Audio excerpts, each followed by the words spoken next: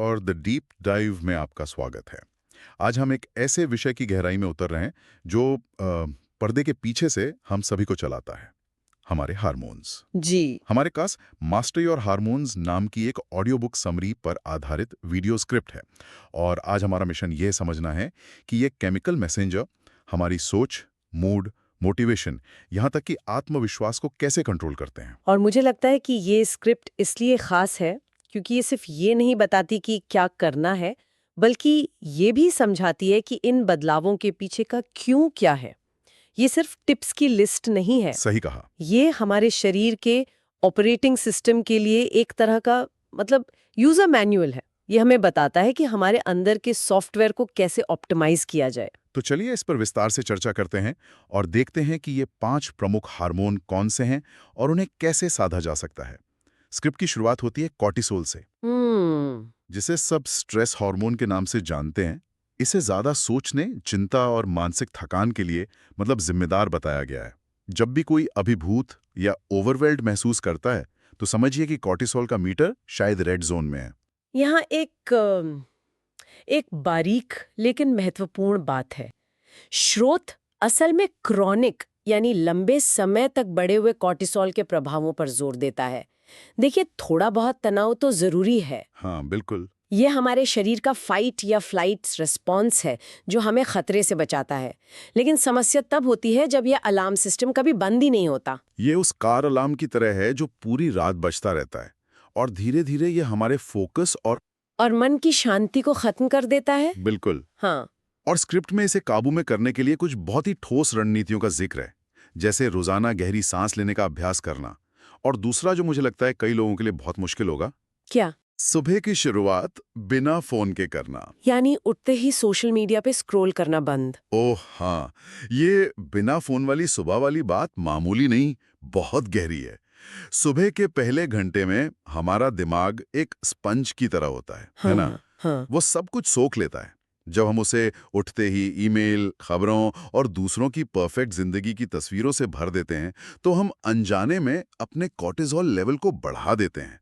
हम दिन की शुरुआत शांति से करने के बजाय एक रिएक्टिव मोड में करते हैं, जैसे हम पहले से ही किसी चीज में पीछे रह गए हो। बिल्कुल वही। बिल्कुल। स्क्रिप्ट में आगे कहा गया है सुबह सुबह प्राकृतिक धूप लेना।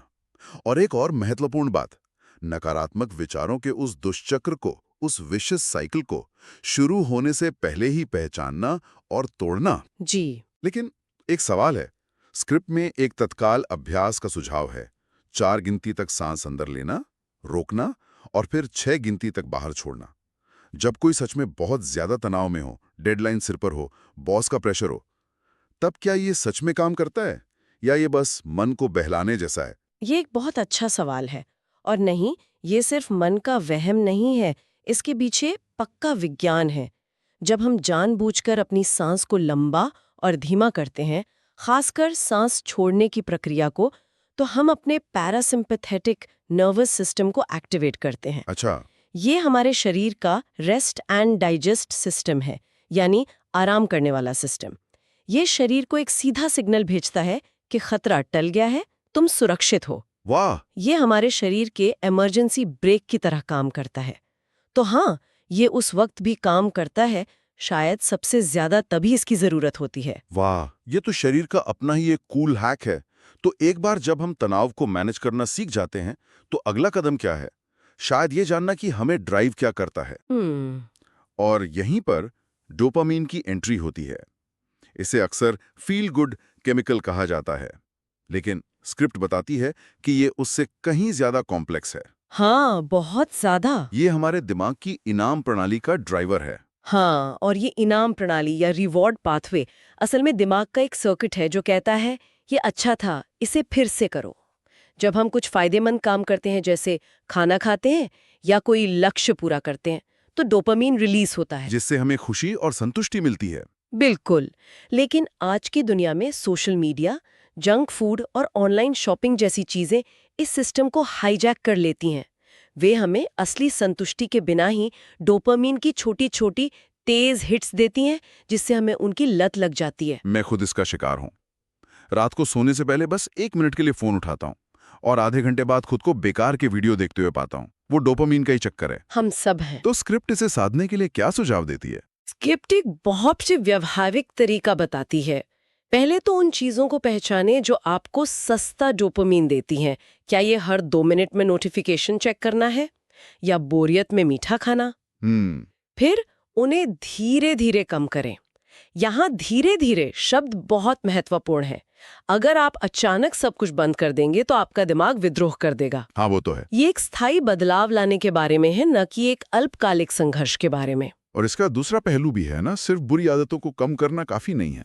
उनकी जगह अच्छी आदतों को लाना भी जरूरी है। बिल्कुल। स्क्रिप्ट कहती है कोई नया कौशल सीखने, कोई शौक पूरा करने या सार्थक लक्ष्यों की ओर काम करने जैसी दीर्घकालिक संतुष्टि की तलाश करें। बिल्कुल। जब आप कोई नया वाद्य यंत्र बजाना सीखते हैं या किसी मुश्किल प्रोजेक्ट पर काम करते हैं तो डोपामिन की रिहाई ज्यादा स्थिर और स्थायी होती है। ये एक छोटी सी हिट नहीं, बल्कि उपलब्धि और प्रगति की एक गहरी भावना है। अच्छा, यह हमें सिखाता है कि असली इनाम मेहनत के बाद मिलता है। जब कोई तात्कालिक मजे को टालने में सफल होता है तो उसका आत्मनियंत्रण और आत्मसम्मान बढ़ता है, जो अपने आप में एक बहुत बड़ा इनाम है। तो अगर डोपामिन हमें किसी लक्ष्य की ओर खींचता है तो हमें उस लक्ष्य को पाने के लिए धक्का कौन देता है? मुझे लगता है अगला हार्मोन इसी के बारे में है, टेस्टोस्टेरोन। जी। सच कहूं तो मुझे लगता था कि ये सिर्फ पुरुषों और जिम जाने वालों के लिए महत्वपूर्ण है, लेकिन स्क्रिप्ट कहती है कि ये आत्मविश्वास, मांसपेशियों और लेजर जैसे फोकस का हार्मोन है और ये सभी के लिए जरूरी है। ये मेरे लिए एक नई जानकारी थी। हाँ, ये एक आम गलतफहमी है।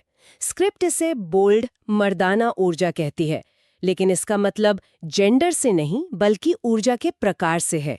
ये वो ऊर्जा है जो हमें जोखिम उठाने, चुनौतियों का सामना करने और अपने लक्ष्य की ओर बढ़ने के लिए प्रेरित करती है। स्रोत इसके निम्न स्तर को सीधे प्रेरणा की कमी, कमजोरी और ड्राइव की कमी से जोड़ता है। ये सिर्फ शारीरिक शक्ति के बारे में नहीं है, बल्कि मानसिक दृढ़ता के बारे में भी है। और इसे स्वाभाविक रूप से बढ़ाने के लिए स्क्रिप्ट में कुछ बहुत ही दिलचस्प सुझाव हैं, जैसे स्क्वाट्स और डेडलिफ्ट्स जैसे भारी कंपाउंड व्यायाम। लेकिन क्यों? सिर्फ भारी वजन उठाने से ऐसा क्या होता है? जब आप इस तरह के बड़े व्यायाम करते हैं तो आप अपने शरीर को एक बहुत शक्तिशाली संकेत भेजते हैं। आप कह रहे होते हैं, मुझे मजबूत बनने की जरूरत है, मुझे इस चुनौती का सामना करना है। अच्छा। इस संकेत के जवाब में शरीर ग्रोथ और रिपेयर के लिए जरूरी हार्मोन्स का उत्पादन बढ़ाता है, जिसमें टेस्टोस्टेरोन भी शामिल है। ये एक आदिम प्रतिक्रिया है, चुनौती का सामना करो और मजबूत बनो। ये तो बहुत दिलचस्प है और ये सिर्फ जिम तक ही सीमित नहीं है। स्क्रिप्ट में जीवन शैली में बदलाव पर भी जोर दिया गया है। हाँ बिल्कुल। जैसे जंक फूड और चीनी से परहेज, स्क्रीन टाइम कम करना और धूप लेना। और एक सुझाव है जो मुझे बहुत पसंद आया, अपने कंफर्ट जोन से बाहर निकलकर साहसिक कार्य करना। ये कंफर्ट जोन वाला बिंदु बहुत आकर्षक है। ये दिखाता है कि हमारा मनोविज्ञान और जीव विज्ञान कैसे आपस में जुड़े हुए हैं। जब हम खुद को किसी ऐसी स्थिति में डालते हैं जो थोड़ी असहज है, जैसे किसी सार्वजनिक मंच पर बोलना या कोई नया मुश्किल काम शुरू करना, बिल्कुल, और हम उसमें सफल होते हैं, तो हमारा दिमाग हमें आत्मविश्वास के एक हार्मोनल उछाल से पुरस्कृत करता है। ये एक सकारात्मक फीडबैक लूप बनाता है। साहस टेस्टोस्टेरोन को बढ़ाता है और बढ़ा हुआ टेस्टोस्टेरोन और अधिक साहस को बढ़ावा देता है। तो हमने तनाव, कॉर्टिसोल, प्रेरणा, डोपामाइन और आत्मविश्वास, टेस्टोस्टेरोन की बात कर ली, जो काफी हद तक व्यक्तिगत चीजें हैं। लेकिन हम अकेले नहीं रहते। हाँ। दूसरों के साथ हमारे संबंधों का क्या? मुझे लगता है यहीं पर ऑक्सीटोसिन की भूमिका आती है ना? जिसे लव हार्मोन भी कहा जाता है। बिल्कुल, स्क्रिप्ट के अनुसार ये विश्वास, बंधन और भावनात्मक जुड़ाव बनाने के लिए जिम्मेदार है। ये वो रसायन है जो हमें दूसरों से जुड़ा हुआ महसूस कराता है। और यहाँ आकर्षक बात यह है कि इसकी कमी को सीधे अकेलेपन और विश्वास की समस्याओं से जोड़ा गया है। आज की दुनिया में जहाँ हम डिजिटल रूप से पहले से कहीं ज्यादा जुड़े हुए हैं, वहीं भावनात्मक अलगाव भी बढ़ रहा है। हाँ, ये तो है। ऑक्सीटोसिन की कमी इस पहेली का एक महत्वपूर्ण हिस्सा हो सकती है। इसे बढ़ाने के लिए स्क्रिप्ट में जो तरीके बताए गए हैं वो बहुत ही सरल और मतलब दिल को छू लेने वाले हैं। जैसे कि किसी को गले लगाना जी, एक सच्चा लंबा हग जी, या बातचीत के दौरान गहरी नजर से संपर्क बनाना जी, ये दिखाता है कि आप उस पल में उस व्यक्ति के साथ पूरी तरह से मौजूद हैं। और एक तरीका है बिना किसी अपेक्षा के दूसरों की मदद करना। हाँ, जब हम निस्वार्थ भाव से कुछ देते हैं तो ये न केवल प्राप्त करने वाले को अच्छा महसूस कराता है, बल्कि ये हमारे अपने दिमाग में भी ऑक्सीटोसिन रिलीज करता है। अच्छा। ये हमें याद दिलाता है कि हम एक समुदाय का हिस्सा हैं और ये सहयोग और अपनेपन की भावना को मजबूत करता है। ये हमारे आदिम मस्तिष्क को संकेत देता है कि हम एक सुरक्षित, सहायक जनजाति का हिस्सा हैं जो हमारे मानसिक स्वास्थ्य के लिए मौलिक है।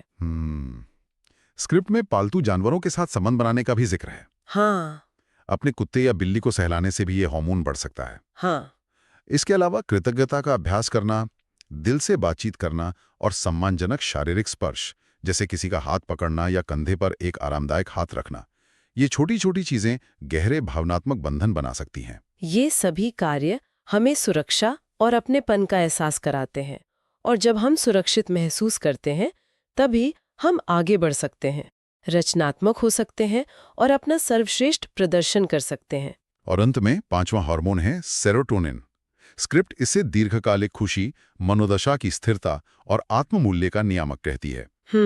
अगर डोपामाइन एक छोटी, तेज खुशी की दौड़ है, तो सेरोटोनिन एक लंबी, आरामदायक मैराथन की तरह है ना? बिल्कुल। ये संतुष्टि और कल्याण की एक स्थिर भावना है। ये एक बेहतरीन तुलना है। स्रोत सेरोटोनिन की कमी को आत्मसंदेह और भावनात्मक उतार चढ़ाव से जोड़ता है। जब इसका स्तर कम होता है तो छोटी छोटी निराशाएं भी बहुत बड़ी लग सकती हैं। और जो बात यहाँ सबसे ज्यादा दिलचस्प है वो ये है कि इसे बढ़ाने के कई उपाय बाकी हार्मोन्स के उपायों के साथ ओवरलैप करते हैं। ये दिखाता है कि हमारा आंतरिक सिस्टम कितना एकीकृत और परस्पर जुड़ा हुआ है। हाँ, ये एक बहुत अच्छा बिंदु है। सेरोटोनिन बढ़ाने के उपायों में शामिल हैं सुबह की धूप लेना, जो हमने कोर्टिसोल और टेस्टोस्टेरोन के लिए भी सुना। बिल्कुल। दैनिक कृतज्ञता का अभ्यास, जो ऑक्सीटोसिन से भी जुड़ा है। बिल्कुल। व्यायाम करना, जो लगभग हर हार्मोन को संतुलित करता है। और दूसरों की मदद करना। यह सुबह की धूप का बार बार आना कोई संयोग नहीं है। धूप हमारे शरीर की मास्टर घड़ी यानी सर्केडियन रिदम को सेट करती है। अच्छा। यद्यपि सही समय पर चलती है तो कॉर्टिसोल सुबह सही समय पर बढ़ता है, जो हमें जगाने के लिए जरूरी है, और रात में घटता है, और सेरोटोनिन और टेस्टोस्टेरोन का उत्पादन भी अनुकूलित होता है। ये एक ही चाबी से कई ताले खोलने जैसा है। ये हमारे हार्मोनल ऑर्केस्ट्रा का कंडक्टर है। बिल्कुल सही कहा। और एक और उपाय जो स्क्रिप्ट बताती है वो है अपनी जीत और उपलब्धियों को लिखना, चाहे वो कितनी भी छोटी क्यों ना हो। ये आत्ममूल्य की भावना को मजबूत करता है, जो सीधे सेरोटोनिन से जुड़ा है। बिल्कुल। यह हमारे दिमाग को हमारी सफलताओं को याद रखने के लिए प्रशिक्षित करता है, बजाय इसके कि वो केवल हमारी विफलताओं पर ध्यान केंद्रित करे। यह हमें याद दिलाता है कि हम सक्षम हैं। ये हमारे आंतरिक आलोचक की आवाज को धीमा करता है और आत्मसम्मान की भावना को बढ़ाता है। तो इस सब का क्या मतलब है? इस पूरी चर्चा को समेटें तो ऐसा लगता है कि संदेश बहुत स्पष्ट है। इन 5 हार्मोनों को समझकर और उन्हें संतुलित करने के लिए सरल दैनिक क्रियाएं करके ठीक है, ओहिदी अपने मन, मनोदशा और प्रेरणा पर बेहतर नियंत्रण पा सकता है। बिल्कुल। ये आधुनिक जीवन की कई चुनौतियों, तनाव, भटकाव, अकेलापन को एक जैव रासायनिक परिप्रेक्ष्य से देखने का मौका देता है। ये हमें बताता है कि हमेशा बाहरी दुनिया को ठीक करने की कोशिश करने के बजाय कभी-कभी हमें अपने आंतरिक वातावरण को संतुलित करने पर ध्यान केंद्रित करने की जरूरत होती है। ये शक्ति को वापस हमारे अपने हाथों में देता है। हाँ, ये कहता है कि हमारी भावनाओं और मानसिक स्थिति पर हमारा बहुत नियंत्रण है, अगर हम अपने शरीर के रसायन विज्ञान को समझना सीख लें। ये सोचने पर मजबूर करता है। स्रोत हमें इन हार्मोनों को मास्टर या नियंत्रित करने के लिए कहता है, लेकिन इस पूरी बातचीत के बाद मुझे लगता है, क्या असली महारत नियंत्रण में है या अपने शरीर के संकेतों को सुनने और उनके साथ सामंजस्य बिठाने में है? शायद असली शक्ति हावी होने में नहीं, बल्कि संतुलन में है। नमस्कार।